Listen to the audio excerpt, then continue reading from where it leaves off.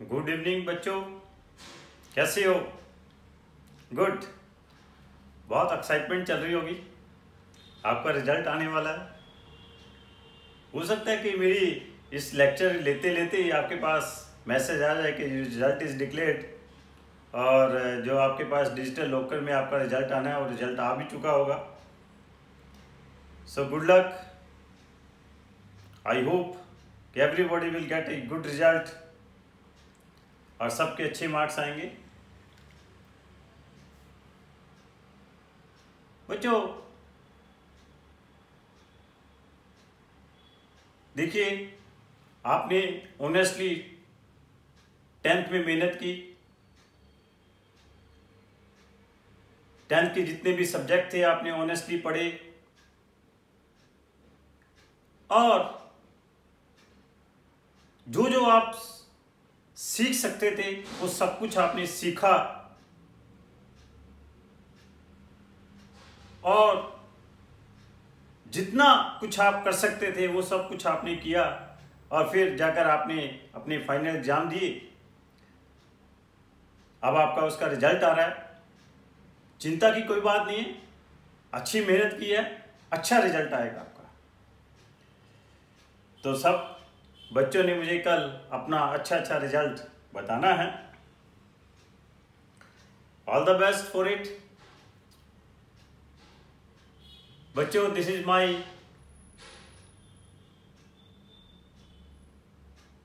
Fortieth class of +1 physics. इन सभी classes में मैंने आपके साथ motion in 1 dimension, motion in 2 dimension, mathematical tool discuss कर लिया है। लॉज ऑफ मोशन का भी जो सेकंड पार्ट फ्रिक्शन वाला है वो ऑलमोस्ट खत्म होने को आया। तो इसके कुछ आपके पास पोर्शन जो है फ्रिक्शन का वो आज मैं फिनिश कर दूंगा। तो बहुत सारे बच्चों ने असाइनमेंट बहुत अच्छी तरह करनी शुरू कर दिया है, कुछ बच्चे भी पीछे चल रहे हैं। चलिए, कुछ नहीं है, अभी आपका रिजल्ट आ जाता है तो उसके बाद जो बच्चे थोड़ा सा पीछे हैं असाइनमेंट्स में, मेरे मॉड्यूल में अप टू द मार्क आइए। बहुत सारे बच्चों ने मुझे अपनी अपनी प्रॉब्लम्स भेजी हैं मॉड्यूल की। मैंने उन सभी प्रॉब्लम्स का उनको रिप्लाई कर दिया है। आई होप कि उनकी सबकी जो प्रॉब्लम जो है वो सॉल्व हो गई होंगी।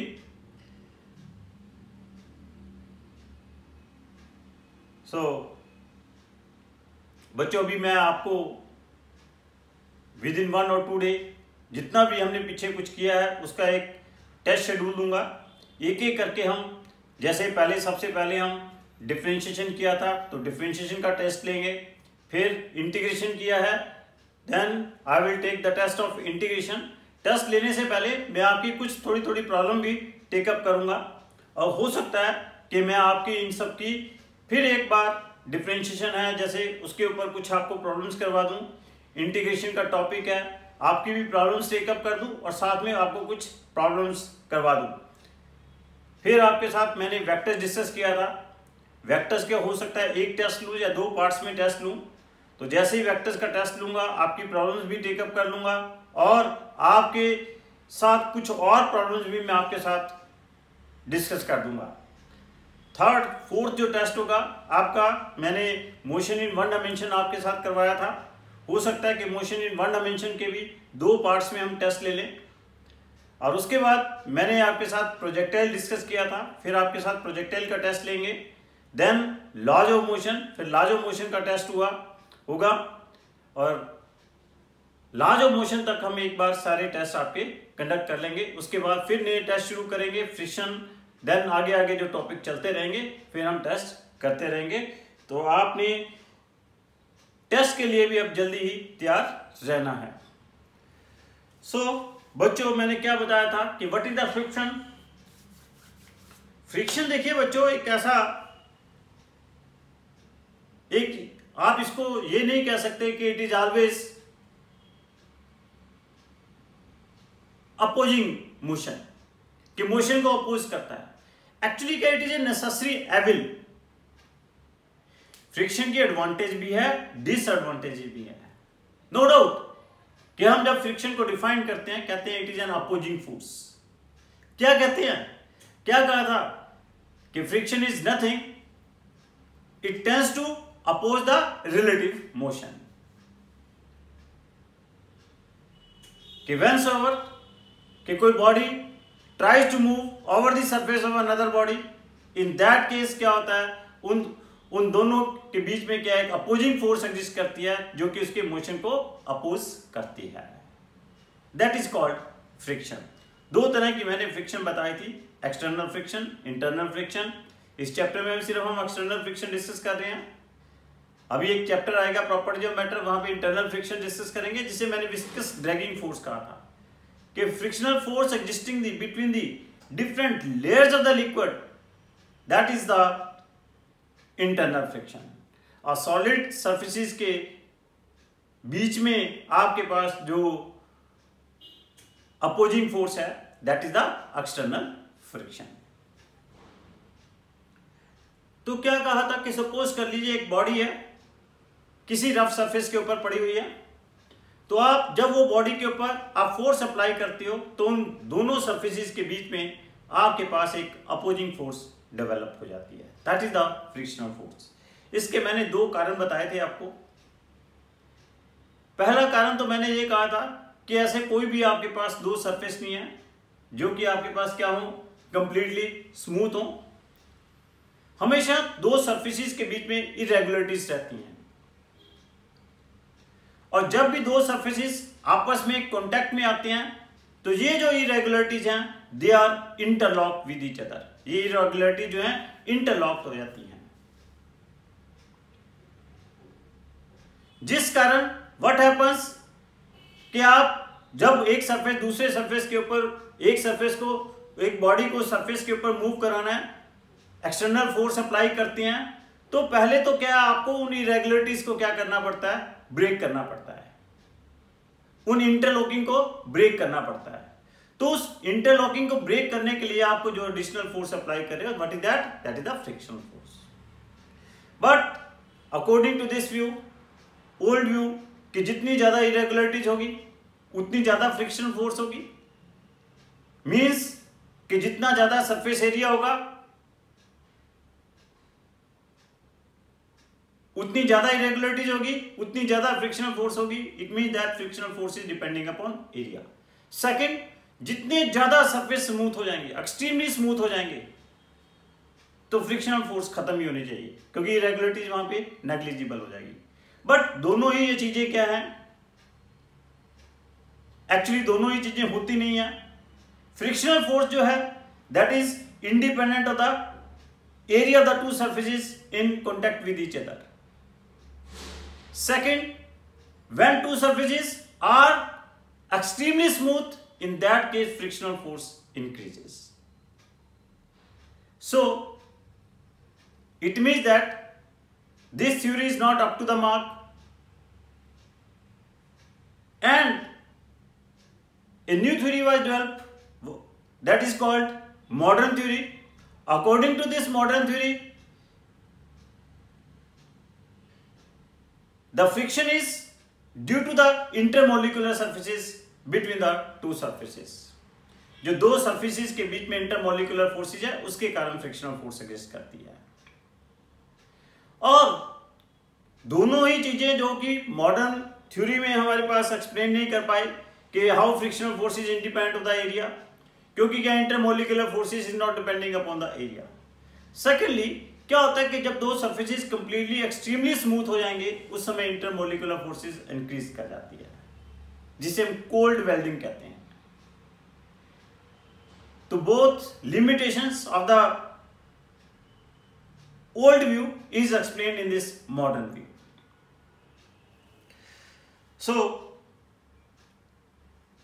तो मैंने क्या कहा था कि अगर कोई बॉडी किसी सरफेस के ऊपर पड़ी हुई है, आप उसके ऊपर एक फोर्स अप्लाई करते हो, फोर्स अप्लाई जैसे ही फोर्स अप्लाई करते हो तो वहां पे उस बॉडी और रफ सरफेस के बीच में क्या एक अपोजिंग फोर्स डेवलप हो जाती है।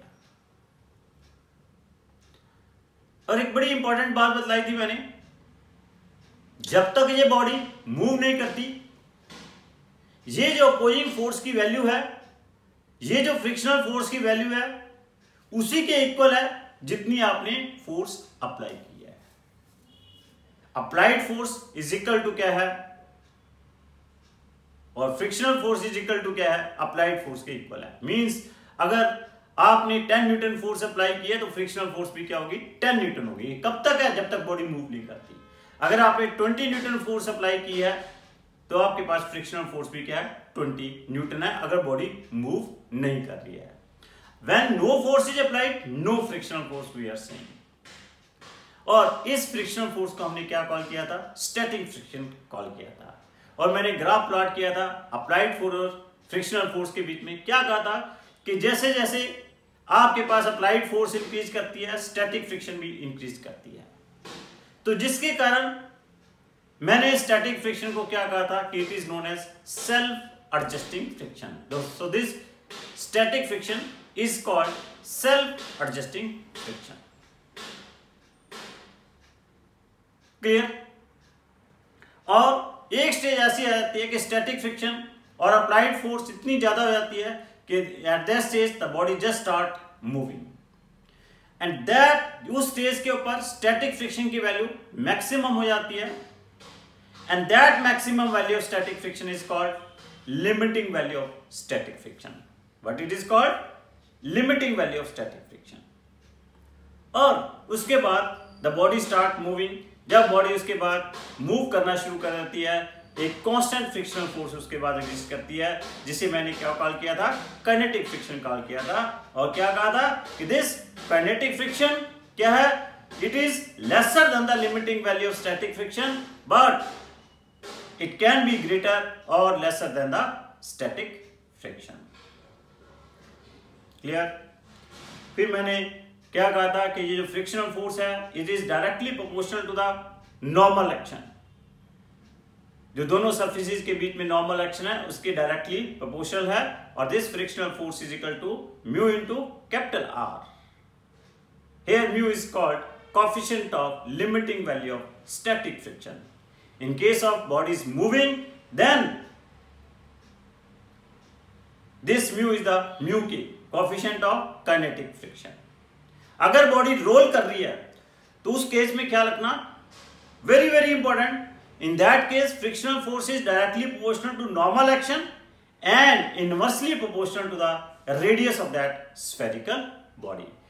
उस केस में जो फ्रिक्शनल फोर्स है नॉर्मल एक्शन के डायरेक्टली प्रोपोर्शनल है और इनवर्सली प्रोपोर्शनल टू किसके है, radius of that spherical body है।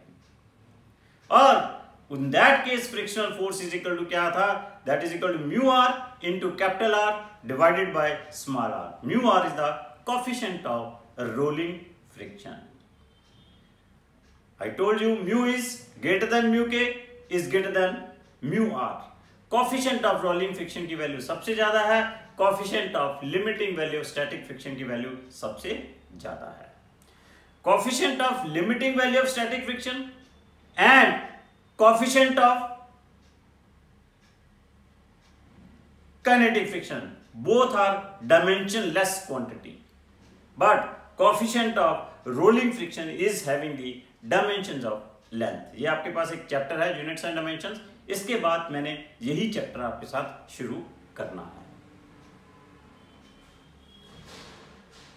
क्लियर। यहीं पे मैंने एक्सप्लेन किया था कि आपके पास एक फ्रिक्शनल फोर्स है, नॉर्मल एक्शन है, इन दोनों का एक रिजल्टेंट आ जाता है। रिजल्टेंट नॉर्मल एक्शन के साथ जो एंगल बना रहा है, मैंने क्या कहा था, this angle is known as angle of friction,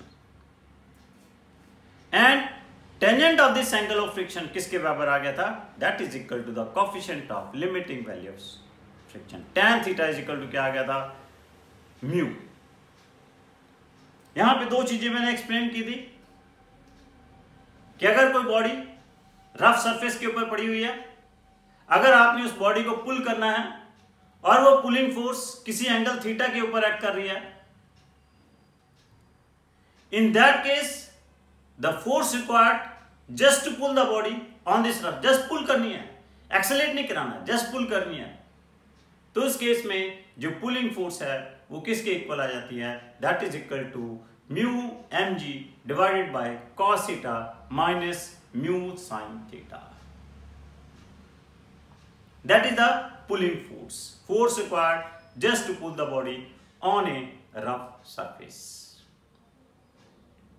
And अगर यही फोर्स पुश कर रही है making an angle theta with the horizontal, then force required to push the body on this rough surface कितनी आगे थी, mu mg divided by cos theta plus mu sin theta आगे थी। तो यहां से बड़ा क्लियर है, as cos theta minus mu sin theta is lesser than cos theta plus mu sin theta, therefore FPL is greater than FPS, means force required just to pull the body on a rough surface is greater than the force required just to push the body on this same surface. तो तभी क्या है, किसी body को rough surface के ऊपर move कराना है तो हमारी कोशिश क्या रहती है, उसे पुल करें, पुश ना करें। पुल करना इजी है as compared to push it. तो FPL डिवाइड बाय FPS क्या आ गया था आपके पास, cos theta minus cos theta plus mu sin theta divide by cos theta minus mu sin theta. Clear? तो यहां पे एक्चुअली आई क्या कि आपके पास पुल करना क्यों इजी हुआ, क्यों आपके पास, क्योंकि आपके पास इस केस में जब पुल कर रहे हैं बॉडी को, नॉर्मल एक्शन की वैल्यू क्या हो जाती है, normal action becomes that is mg minus epsilon theta. Normal action की वैल्यू कम हो जाती है। नॉर्मल एक्शन कम होने से फ्रिक्शनल फोर्स कम हो जाती है, क्योंकि frictional force directly proportional to क्या है, नॉर्मल एक्शन है। और जब पुश कर रहे हैं तब नॉर्मल एक्शन क्या आ जाती है आपके पास, that becomes mg plus f sin theta आ जाती है। तो नॉर्मल एक्शन बढ़ जाती है जिसके कारण फ्रिक्शनल फोर्स बढ़ जाती है। सो इसलिए हमने कहा था कि आपके पास, और फिर इसको सॉल्व करके हमारे पास क्या आ गए थे, FPL क्या आ गया था, mu mg divide by cos theta plus mu sin theta, FPS क्या आ गया था, mu mg divide by cos theta minus mu sin theta आ गया था। तो FPL अपॉन FPS क्या आ गया था, cos theta minus mu sin theta divide by cos theta plus mu sin theta. तो यहां से हमने क्या कहा था कि it is easier to pull than push a body on a rough surface. फिर मैंने आपको कहा था बच्चों कि अगर आपके पास कोई बॉडी है रफ इंक्लाइन सरफेस के ऊपर पड़ी हुई है, angle of rough incline plane at which angle of that rough incline plane at which the body just start moving on that surface is called angle of repose. Means किसी भी rough incline plane का angle जहां पे body एक constant speed के साथ नीचे fall करे, उसको हमने क्या कॉल किया था, एंगल ऑफ रिपूस कॉल किया था। तो यहां पे भी tangent of angle of repose क्या आ गया था, that is equal to mu. तो न्यूमेरिकली हम कह सकते हैं coefficient of friction is equal to the tangent of angle of friction is equal to क्या आ गया, टेंजेंट ऑफ एंगल ऑफ रिपूस।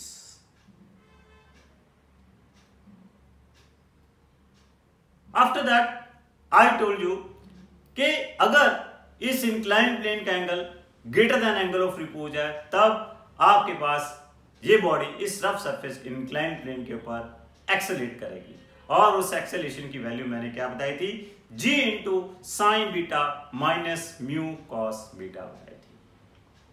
अगर angle of rough incline plane आपके पास lesser than angle of repose है, तब आपके पास वो बॉडी मूव ही नहीं करेगी। एक बड़ी इंटरेस्टिंग चीज है, जब आपके पास रफ इंक्लाइन प्लेन के ऊपर आपके पास बॉडी रफ सरफेस के ऊपर नीचे की तरफ मूव ही नहीं कर रही, उस समय फ्रिक्शनल फोर्स क्या होगी, जो mg का नीचे की तरफ कंपोनेंट होगा वही फ्रिक्शनल फोर्स होगी।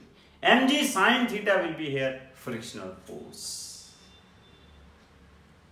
व्हेन, कब फ्रिक्शनल फोर्स, कब mg sin थीटा है इंक्लाइन प्लेन के ऊपर, जब उस इंक्लाइन प्लेन का एंगल जो है laser than angle of repose है। क्लियर? नाउ और अगर ये दिस इज, याद रखना ये बड़ी कॉमन सी बात है, अगर ये रफ नहीं है स्मूथ है तब आपको पता ही है कि कितनी एक्सेलेरेशन होती है इंक्लाइन प्लेन के ऊपर, that is g sin theta होती है। और जब बॉडी किसी रफ इंक्लाइन प्लेन के ऊपर की तरफ जाती है, उस समय इसकी एक्सेलेरेशन क्या होती है, जिस फोर्स के साथ इसको ऊपर सेंड करेंगे उसमें जो एक्सेलरेशन प्रोड्यूस होगी that will be g into sine theta plus mu cos theta होगी। क्लियर? सो बच्चों जस्ट रिमेंबर कि जो फ्रिक्शन है it is a necessary evil. How it is a necessary evil means इसकी एडवांटेज भी हैं और डिसएडवांटेज भी हैं। पहले मैं एडवांटेजेस डिस्कस करता हूं। What are the different advantages? आप चल रहे हो और मूव करते हो, ये बताइए कि अगर आपके पास बिल्कुल स्मूथ सरफेस है जहां फ्रिक्शन है ही नहीं, क्या वहां पे आप चल सकते हो? स्लिप करते रहोगे ना, मूव ही नहीं कर पाओगे, आपके पैर उठेंगे और आप आगे मूव नहीं कर पाओगे। सो बच्चों याद रखो, आप जो चल रहे हो किसके कारण चल रहे हो? सिर्फ फ्रिक्शन के कारण चल रहे हो। वो कैसे? जब आप अपने पैर से ग्राउंड को पीछे की तरफ पुश करते हो तो व्हाट हैपेंस? आपके पैर में और ग्राउंड में एक फ्रिक्शनल फोर्स डेवलप होती है। किस डायरेक्शन में? फॉरवर्ड डायरेक्शन में। और उस फ्रिक्शनल फोर्स के कारण ही आप आगे मूव कर पाते हो। अगर वो फ्रिक्शनल फोर्स नहीं है, वो कब नहीं होगी? जब वो जितना ज्यादा स्मूथ होगा। जितना ज्यादा स्मूथ होगा उतना चलना मुश्किल होगा। अब साइकिल है, साइकिल के एक रेयर व्हील होता है, एक फ्रंट व्हील है। फ्रंट व्हील अपने आप मूव करता है और रेयर व्हील वो पैडल के साथ, आप पैडल मारते हो, पैडल के साथ सिर्फ रेयर व्हील घूमता है। और जब पैडल मार रहे हो आप उसके ऊपर, रेयर व्हील आगे की तरफ जा रहा है, वो आगे की तरफ जो रेयर व्हील आपके पैडल के साथ मूव कर रहा है और वो आगे की तरफ जा रहा है। आगे किसके कारण जा रहा है? It is moving in the forward direction only due to the frictional force. Frictional force के साथ ही ये आगे की तरफ जा रहा है। जब आप इसके ऊपर पैडल मारते हो, ये रोल करता है, रोलिंग के time frictional force exist in the direction of the motion. Motion की डायरेक्शन में फ्रिक्शनल फोर्स एग्जिस्ट करती है। तो हियर फ्रिक्शनल फोर्स, पैडल जब आप मार रहे हो तो आपके पास रेयर व्हील के ऊपर फ्रिक्शनल फोर्स फॉरवर्ड डायरेक्शन में है, लेकिन जो आपके पास फ्रंट व्हील है, फ्रंट व्हील अपने आप मूव कर रहा है तो उसके ऊपर फ्रिक्शनल फोर्स क्या है? बैकवर्ड डायरेक्शन में है। और जब आप पैडल मारना छोड़ देते हो तो दोनों व्हील के ऊपर फ्रिक्शनल फोर्स क्या है? बैकवर्ड डायरेक्शन में। In both the wheels frictional force acts in the backward direction. Clear? So in this way अब बहुत सारे एग्जांपल है जहां पे हम कहते हैं फ्रिक्शन क्या है? It is a necessary evil, कि जहां पे फ्रिक्शन हमें हेल्प करती है। मैंने आपको कहा था कल, अगर मेरे मार्कर और बोर्ड के बीच में अगर फ्रिक्शनल फोर्स नहीं है, मैं अपने मार्कर के साथ इस बोर्ड के ऊपर लिख नहीं सकता।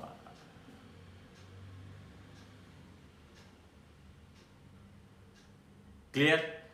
और अगर आपके पास एक स्क्रू ड्राइवर से आप क्या कर रहे हो? नट बोल्ट को टाइट कर रहे हो। अगर उस स्क्रू ड्राइवर और नट बोल्ट के बीच में फ्रिक्शनल फोर्स नहीं है तो टाइट करना बड़ा उसे मुश्किल हो जाएगा। Brakes of the vehicles will not work without friction. No two surfaces will stick to each other if there is no friction. Cleaning with sandpaper will not be possible without friction. Friction between the rods and tires of the car provide the necessary force to accelerate the car. It is impossible for a car to move on a slippery road. Friction between a matchstick and the matchbox cause the matchsticks to catch fire. If there is no friction, then matchstick will not get the fire. So in brief we can say कि ये जो जितना भी कुछ मैंने बोला है, this result imply that friction is a hair, on all these cases friction is required. Friction की क्या है एडवांटेजेस हैं। Friction causes wear and tear of the parts of machinery in contact, यहां पे, and this can be reduces by reducing the friction, and this is reducing the life of the machines. This is the disadvantage. Frictional force results in the production of heat which causes additional damage to the machinery and lower its efficiency. So this is the disadvantage. Friction always opposes the relative motion between any two surfaces in contact. Therefore, extra energy has to spend in overcoming the friction. This is the disadvantage. तो जहां पे disadvantage है वहां पे हम friction को reduce करने की कोशिश करते हैं। How the friction can be reduce, friction को हम रिड्यूस कैसे करते हैं, उनको सरफेसेस को स्मूथ करेंगे, एक्सट्रीमली स्मूथ नहीं, थोड़े से स्मूथ कर देंगे, पॉलिशिंग करके फ्रिक्शन क्या होती है कम हो जाती है। लुब्रिकेशन से हम फ्रिक्शन को डिक्रीज कर सकते हैं, और बाय अगर सपोज करें, देखो हमारे पास जितने भी व्हीकल्स हैं उसके टायर्स क्या हैं सर्कुलर हैं, कहीं पे फ्रिक्शन हम रिड्यूस करनी है तो सर्कुलर शेप देके हम रोलिंग करवाकर हम फ्रिक्शन को रिड्यूस कर सकते हैं, क्योंकि मैंने आपको बताया है कि रोलिंग फ्रिक्शनल फोर्स सबसे कम होती है। तो in this way friction can reduced also. Clear? So this is the about friction, how friction exists, कैसे फ्रिक्शन एग्जिस्ट करती है, क्या इसके डिफरेंट लॉज हैं, क्या इसकी एडवांटेजेस हैं, क्या डिसएडवांटेजेस हैं, जहां डिसएडवांटेजेस हैं उसको हम कैसे रिड्यूस कर सकते हैं, ये सब कुछ मैंने आपके साथ एक्सप्लेन कर दिया है। तो कल मैं नेक्स्ट लेक्चर में आपके साथ आपका रिजल्ट भी अच्छा सुनूंगा और कुछ प्रॉब्लम्स में फ्रिक्शन की आपके साथ डिस्कस करूंगा। So thank you very much बच्चों। सो बच्चों, जैसे आपको पता है ये सारी की सारी मेरी क्लासेस इस राष्ट्र को समर्पित हैं, इस राष्ट्र के कोरोना वॉरियर्स को समर्पित हैं और पीएम केयर फंड को समर्पित हैं। सो बच्चों, आपने स्वस्थ रहना है, सुरक्षित रहना है, जागरूक रहना है, जागृत रहना है और कोरोना को हराना है, इंडिया को जिताना है। तो इसके लिए हम एक शांति पाठ भी करेंगे। ओम द्यो शांतिरंतरिक्ष शांति पृथ्वी शांतिराप शांतिरोषध्य शांति वनस्पति शांति विश्वदेव शांति ब्रह्मा शांति सर्व शांति शांतिरेव शांति श्यामा शांतिरेधि। ओम शांति शांति शांति।